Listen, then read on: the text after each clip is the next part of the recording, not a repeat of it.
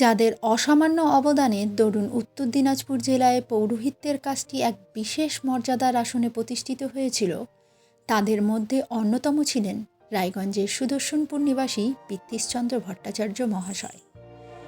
বংশ পরম্পরা সূত্রে অর্জন করা পৌরোহিত্যের কাজের প্রতি মূলত নেশার টানে পৃথ্বীশচন্দ্র ভট্টাচার্য মহাশয় এই কাজে নিজেকে যুক্ত করে ফেলেছিলেন। পৌরোহিত্যের কাজে পৃথ্বীশবাবুর দীক্ষাগুরু ছিলেন তার পিতা হেমচন্দ্র ভট্টাচার্য মহাশয়। তবে রায়গঞ্জে আসার পর তিনি রায়গঞ্জের ঐতিহ্যবাহী বন্দরের আদি কালীবাড়িগুলো পুরোহিত মদনমোহন চ্যাটার্জি মহাশয়ের সান্নিধ্যে পৌরোহিত্য ও ধর্মকেন্দ্রিক চর্চাও করতেন।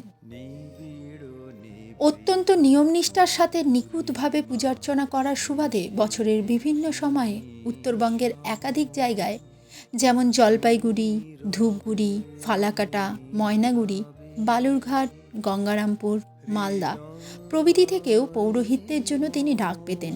শুধু তাই নয়, বিগত বছরগুলিতে জেলার বিভিন্ন মন্দিরগুলোতে প্রতিষ্ঠিত বিগ্রহের প্রাণ প্রতিষ্ঠার কার্য সম্পাদনাতেও তাকে ডাকা হতো।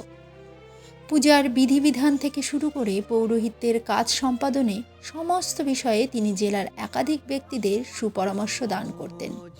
নিজের সাধ্যমতো মানুষের উপকার করাই ছিল তার জীবনের একমাত্র লক্ষ্য। তার সততা, নিষ্ঠা ও আদর্শকে অনুসরণ করেই তার পরিবারের সদস্যবৃন্দ এবং এলাকার বেশ কিছু সুনাগরিকবৃন্দের মিলিত প্রচেষ্টায় 2014 সালের সেপ্টেম্বর মাসে তার সভাপতিত্বেই রায়গঞ্জের মুক্তির কান্ডারি নামক এক স্বেচ্ছাসেবী সংগঠন গঠিত হয়।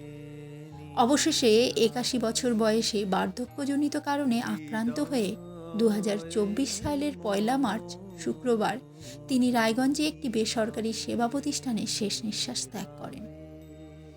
তবে পৌরোহিত্যের প্রতি তার নিষ্ঠা, সততা ও বিগত দিনগুলিতে জেলার অসহায় মানুষের সেবা কার্যে রায়গঞ্জ মুক্তির কান্ডারির মাধ্যমে তিনি যেভাবে নিজেকে নিয়োজিত করেছিলেন, জেলার ইতিহাস চর্চার পাতায় তা স্বর্ণাক্ষরে লেখা থাকবে।